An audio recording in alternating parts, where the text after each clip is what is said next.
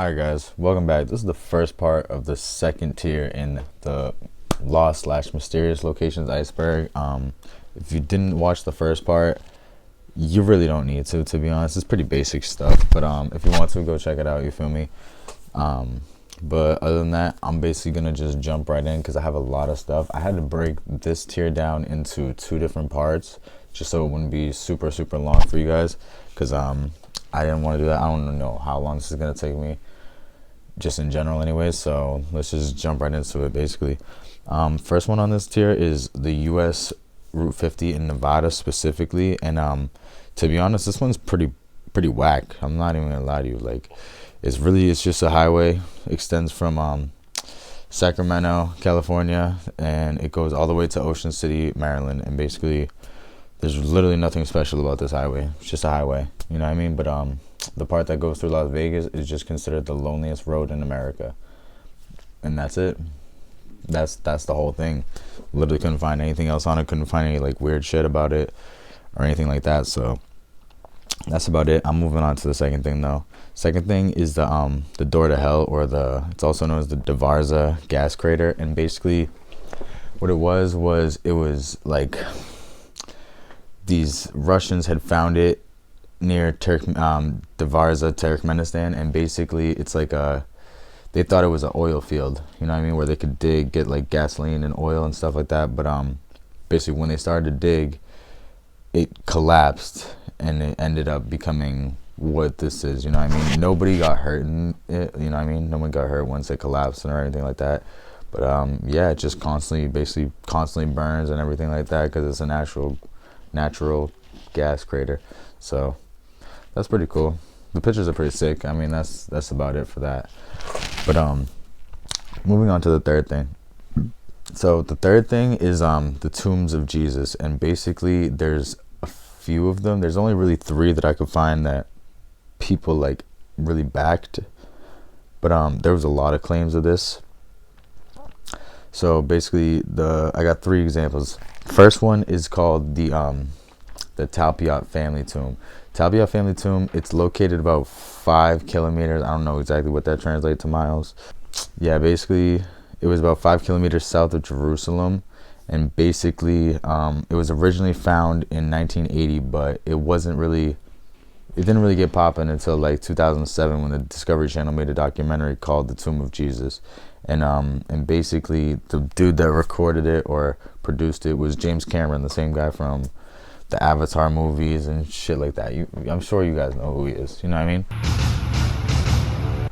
But yeah, basically, so that was the first one that people had like really considered it. And the reason why they considered it was that they found these ossuaries, which an ossuary is like, it's like a box. It's almost like a grave, but it's like a box. It can be anything basically. It's a final resting place. And they found a few with the like inscribed with Jesus, Mary, and Joseph. But like, you know what I mean, people had pointed out like, bro, like that's not, you know what I mean, they weren't in the area where they were actually from, you know what I mean? Like Jesus and stuff wasn't from Jerusalem. They were from Galilee. And basically, yeah, this tomb was in Jerusalem. So people had speculated like why would that even be there? You know what I mean? It makes really no sense for them. So that one was kind of dismissed. The second one that I could really find like a decent amount of information on, still not a lot, but this one is basically called the Garden Tomb or Gordon's Tomb. And basically this was another possible location for the tomb of Jesus. It was popularized in 1883 by Charles Gordon, hence the name, you know what I mean, Gordon's Tomb. And basically this entire tomb is just like tons of false information used to basically say that this was the place, you know what I mean? They had used basically they used Charles Gordon's belief that Jerusalem represented the shape of a skeleton and that Skull Hill was the head, you know what I mean? And basically another weird thing with some guy named Ron Wyatt, his claim that he found the lost Ark of the Covenant basically nearby, and that was their whole reasoning for this being Jesus' tomb. Literally nothing else. So yeah, they're pretty weird, you feel me? People didn't really believe them. Whatever. We're moving on to the third one though, because this one has got like the most evidence, and basically I had to write down like a decent amount of information on it just so I could make sure, because it seemed like a lot of people at least accept that this is the right one, and basically that is the Church of the Holy Scepter. Now basically it's said that the site with the oldest attestation to being the resting place of Jesus of Nazareth lies within the Church of the Holy Scepter. And basically in his work, The Life of Constantine, early Christian writer Eusebius, let me know if I'm saying that right, Eusebius, described how the emperor ordered the removal of the pagan temple that Hadrian had built and discovered a tomb beneath. And basically they had built up a church and everything around this. So later on in 2016, basically there was a team of excavators, whatever, that were going to basically clean it up and restore the whole place. And basically they came in and they were removing these limestone tabs from the actual church. And when they did that, they were finding, basically they used these weird techniques called optically stimulated luminescence, and it basically calculates the last time that the quartz sediment was exposed to light. And basically through these tests, they used 2 separate labs, and they figured out that basically these were coming from about like mid 4th century, which correlates to around the same time where people think that Jesus would have been around. And basically archaeologist John McRae sums it up best: although absolute proof of the location of Jesus' tomb remains beyond our reach, the archaeological and early literary evidence argues strongly for those who associate it with the Church of the Holy Scepter. So I mean, make of that what you will. Basically this is saying that although they won't ever necessarily be able to fully prove that this was Jesus, this is the place that makes the most sense and has the most proof. So next thing on this list is basically the Very Large Array, or it's also known as the Carl G. Jansky Very Large Array. And basically it's those big ass, looks like satellite dishes, and they basically point out into the sky. And basically what they do is they take pictures and they calculate like black holes and a bunch of other stuff. It says right here, basically the Very Large Array is the most versatile, widely used radio telescope in the world. It can map large-scale structures of gas and molecular clouds and pinpoint ejections of plasma from supermassive black holes. Alright, so next up on the list is the Vatican Secret Archive. And basically it's known today as the Vatican Apostolic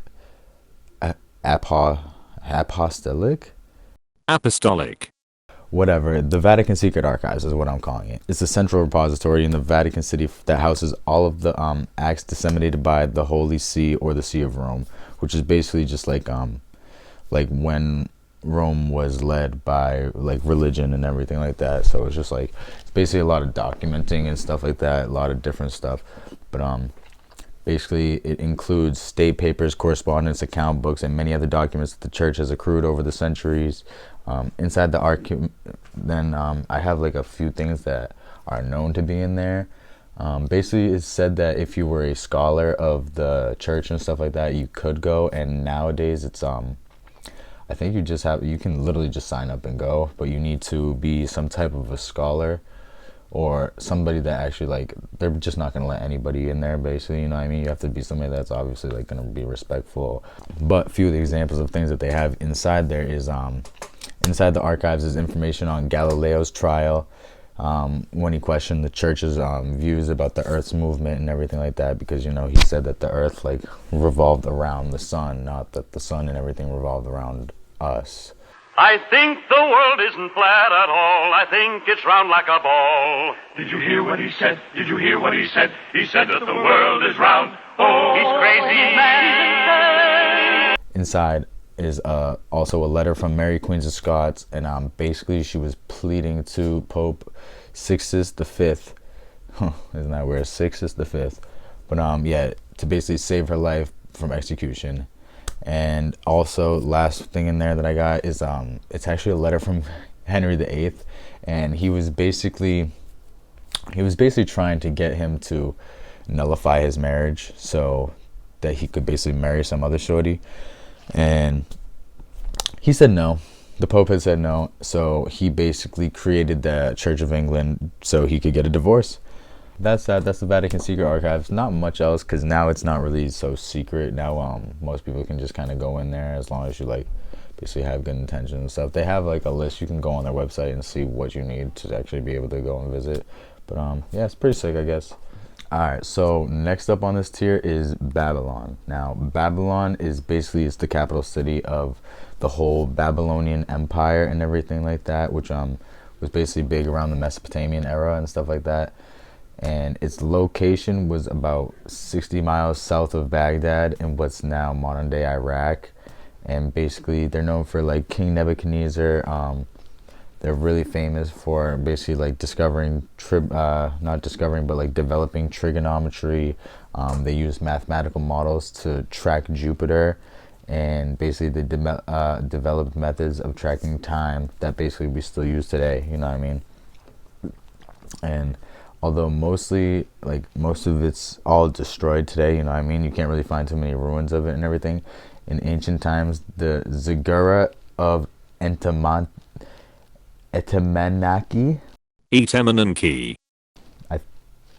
I'm not saying that right, but basically, that basically translates to Temple Foundation of Heaven and Earth, which some scholars may believe to be the Tower of Babel. You know what I mean? That's what inspired that whole story. Other than that, couldn't really find too much on it. You know what I mean? There's like some information here and there about like who they were and how they live, stuff like that. But Babylon is like, it's pretty well known about, you know what I mean? They knew what, like, a decent amount about it, so I didn't really see why it was on here. It's pretty cool, though. So moving on to the next thing, though. And I'm sure some of you guys have heard about this before. It's the Island of Dolls, basically. Now, the Island of the Dolls is also known as La Isla de la Muñecas. Basically, this island is very much connected to a story about a man named Don Julio Santana Barrera. And basically, he was a native of Mexico City.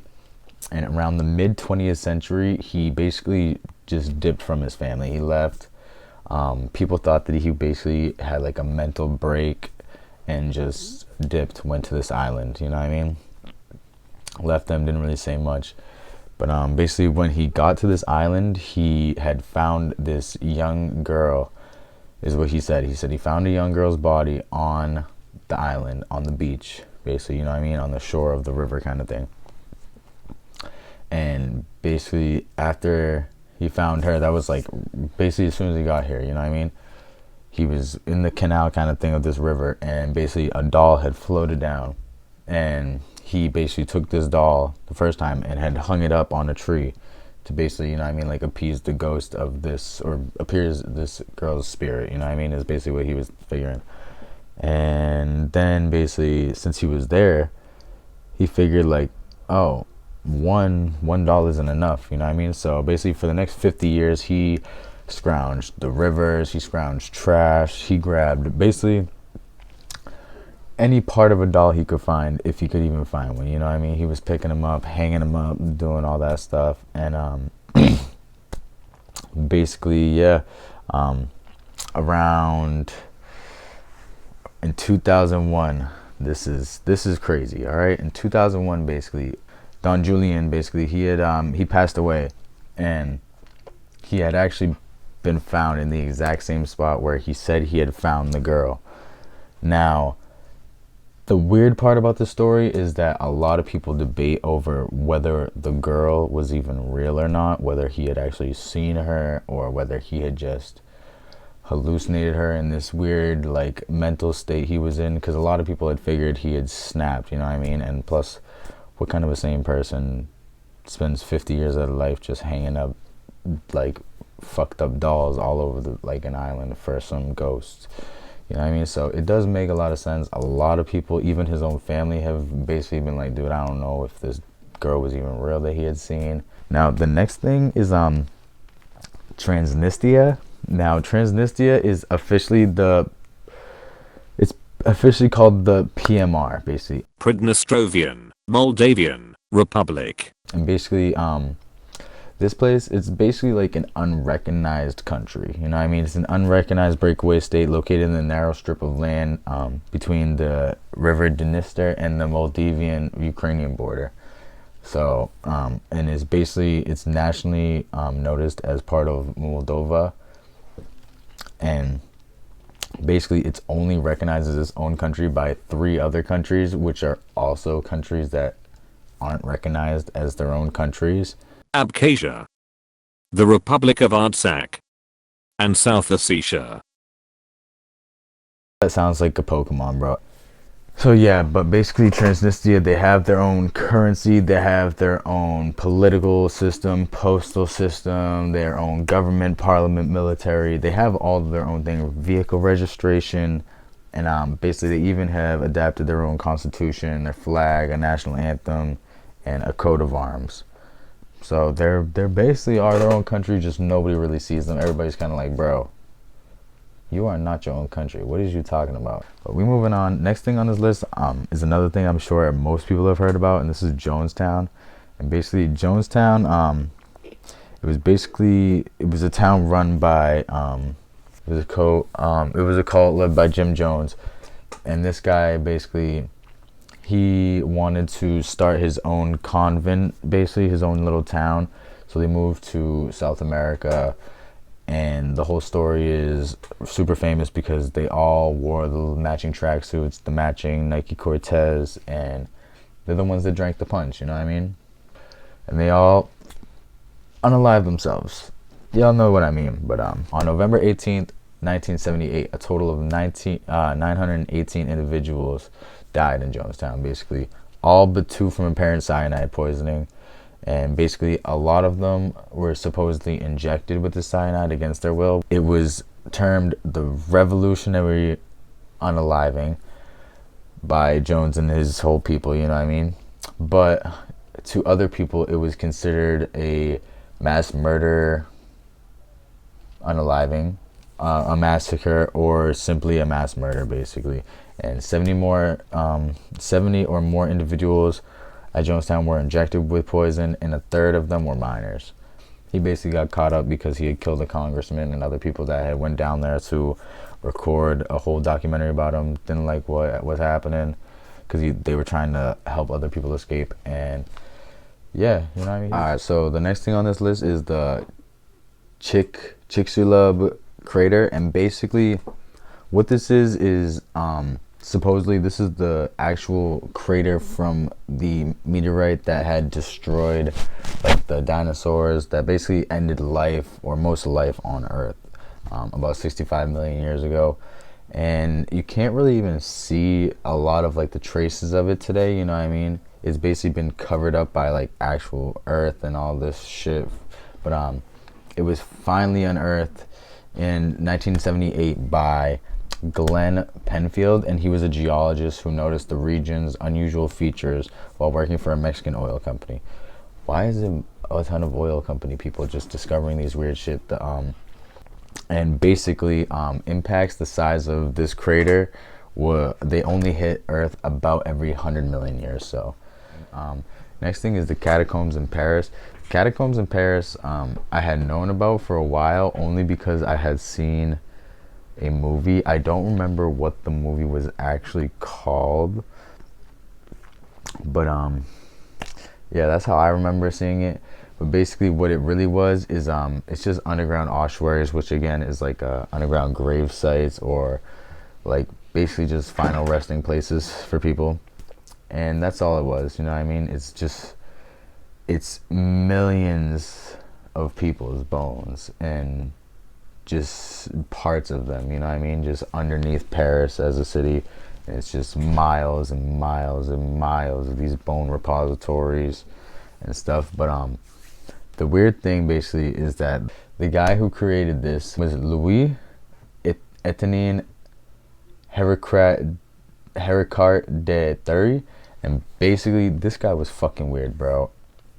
He started doing a lot of weird shit to the catacombs, which is like basically why they became so much like how they are now, with like the weird setup and stuff like that. This is exactly what he did, okay? So, in addition to directing the stacking of skulls and femurs into the patterns seen in the catacombs today, he used the cemetery decorations he could find to complement the walls of bones. He also created a room dedicated to the display of various minerals found underneath Paris, and another showing various skeletal deformities found during the catacombs creations and renovation. He also added these monumental tablets and archways bearing ominous warnings and inscriptions, also adding stone tablets bearing descriptions and other comments about the nature of the ossuary and the catacombs. And yeah, so he would like write these little notes and shit, like these weird little scary notes, like, yo, like, don't come down here, this is what happened here, like, you know, just trying to freak people out that would go down there, which is pretty funny to me, to be honest. Even back then, people was trolling each other. Like, French people, man, who knows? If you French, let me know if you do some shit like this. I hope not, but to each their own, man, you feel me? But up next is Micronesia.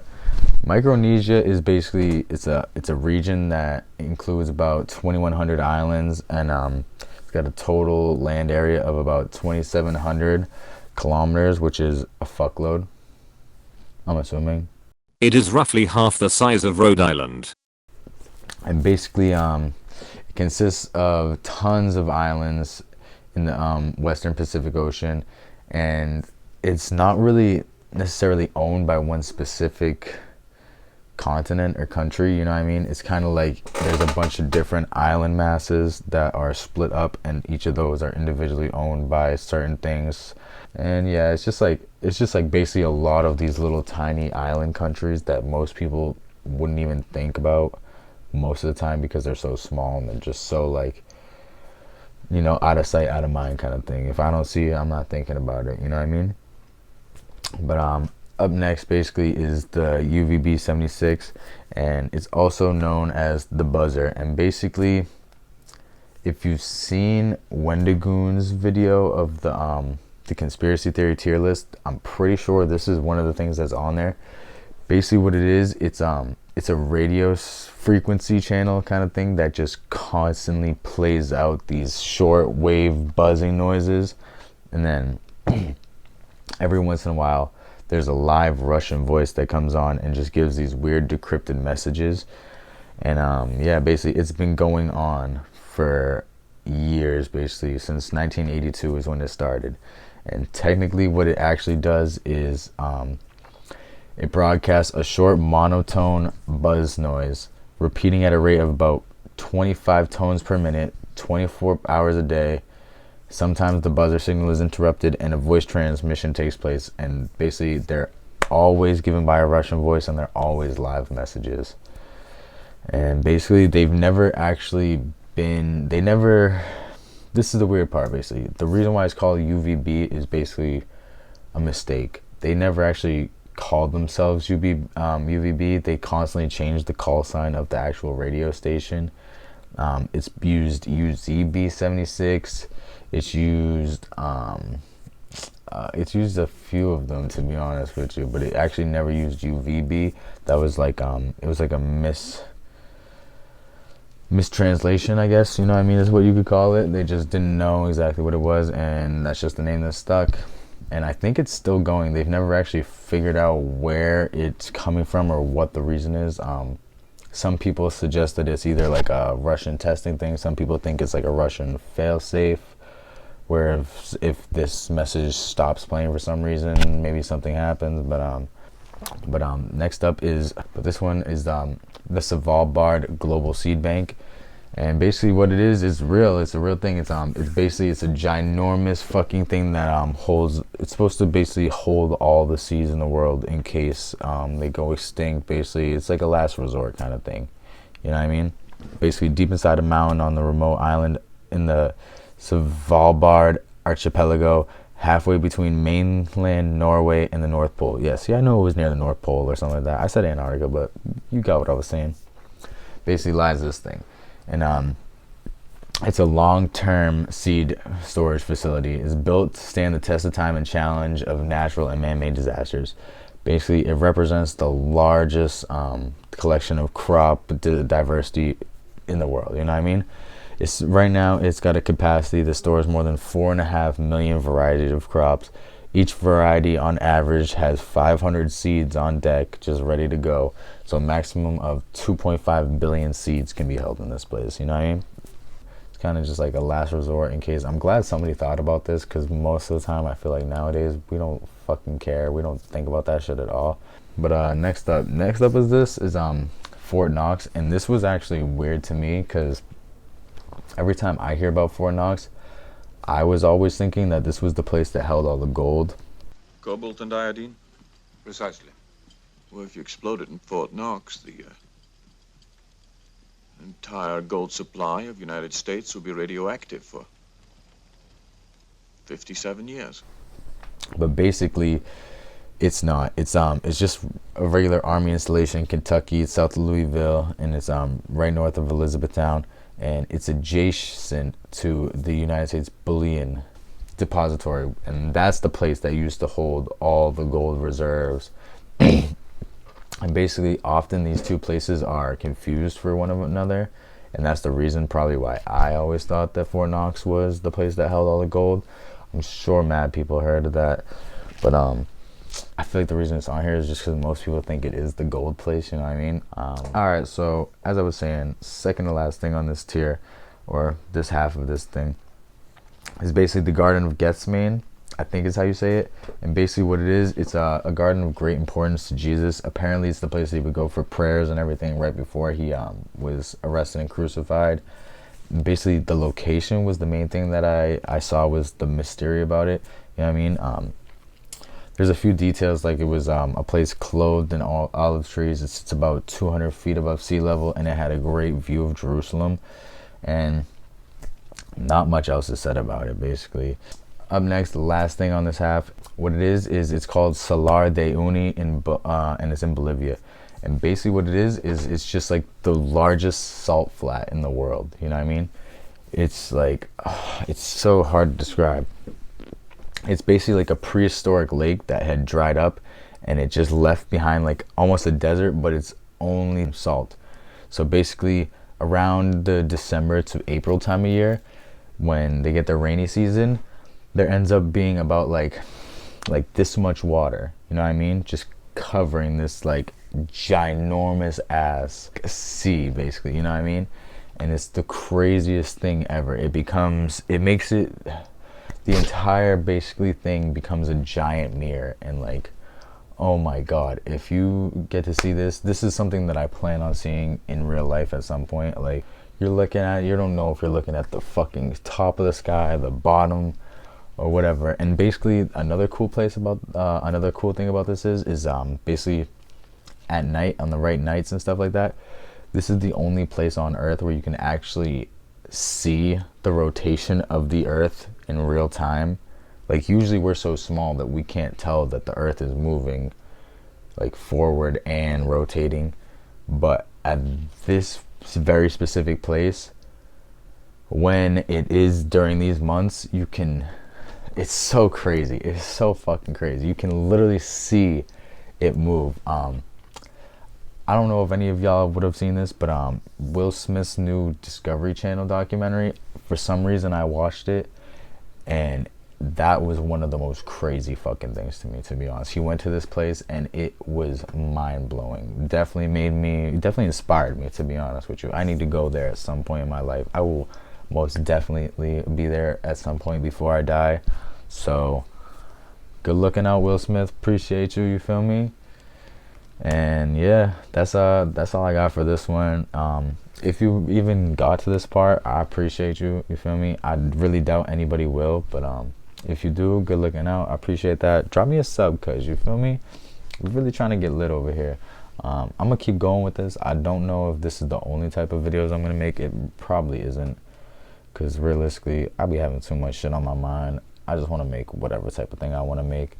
I just think this shit's interesting in the meantime, so whatever. If you watch this shit, good looking out. I appreciate you feel me? You a real one. And yeah, let me know what you think. Let me know what I gotta do better, all that stuff, you feel me? Appreciate y'all.